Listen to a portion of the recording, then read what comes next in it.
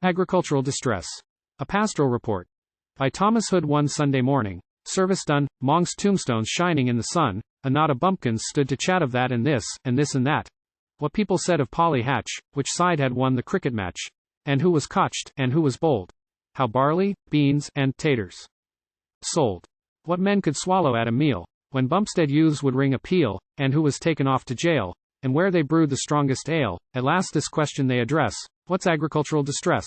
HODGE. For my peart, it's a thought o' mine, it be the fancy farming line, like yonder gemman, him.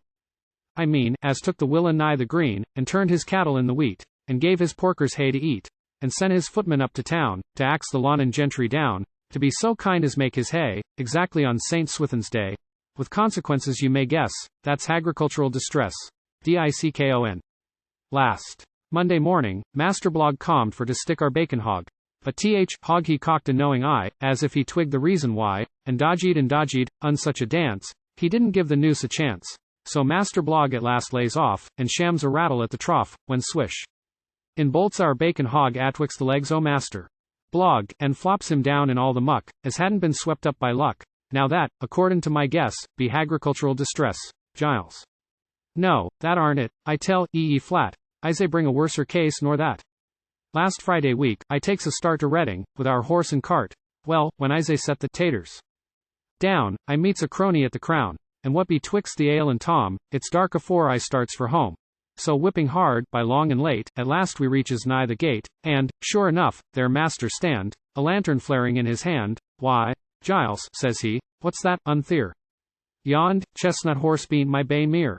He bean't not worth a leg o' Bess. There's agricultural distress, Hob. That's nothin' yet, to Tom's mishap. Gooing through the yard, poor chap, only to fetch his milking pails, when up he shies like head or tails, nor would the bull let Tom be, till he had tossed the best o' three, and there lies Tom with broken bones, Surgeon's job for Dr. Jones. Well, Dr. Jones lays down the law, there's 2 cracked ribs, besides a jaw, eat well, says he, stuff out your case, for that will keep the ribs in place. But how was Tom, poor chap, to chaw, seeing as how he'd broke his jaw? That's summit to the pint. Yes, that's agricultural distress, Simon. Well, turn and turnabout is fair. Tom's bad enough, and so's the mare. But nothing to my load of hay, you see, 'twas hard on quarter day, and cash was wanted for the rent. So up to Lon and I was sent, to sell as prime a load of hay, as ever dried on summer's day. Well, standing in Whitechapel Road, a chap comes up to buy my load, and looks about the cart, pretending to be cute and smart, but no great judge, as people say, 'cause why? He never smelt the hay. Thinks I, as he's a simple chap, he'll give a simple price mayhap, such buyers comes but now and then, so slap I axes 9 pun 10. That's dear, says he, and pretty quick he taps his leathers with his stick. Suppose, says he, we wet our clay, just while we bargain 'bout the hay. So in we goes, my chap and me, he drinks to I, and I to he. At last, says I, a little gay, it's time to talk about that hay, 9 pund, says he, and I'm your man, live, and let live, for that's my plan. That's true, says I, but still I say, it's 9 pun, 10 for that, hay, and so we chaffers for a bit, at long and last the odds we split, and off he sets to show the way, where up a yard I leaves the hay. Then, from the pocket of his coat, he pulls a book, and picks a note. That's 10, says he, I hope to pay 10s upon 10s for loads of hay. With all my heart. And soon, says I, and feeling for the change thereby, but all my shillings calmed to 5, says he, no matter, man alive. There's something in your honest phiz I'd trust, if twice the sum it is, you'll pay next time you come to town. Sure, says I, as corn is brown. All right, says he.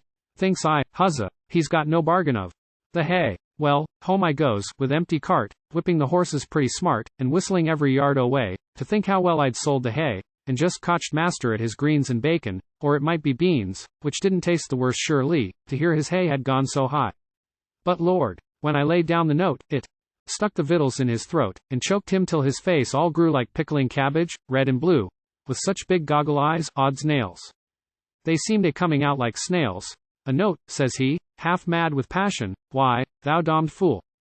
Thou's took a flash, Now, wasn't that a pretty mess? That's agricultural distress. Colin. Phoo, you're nothing near the thing.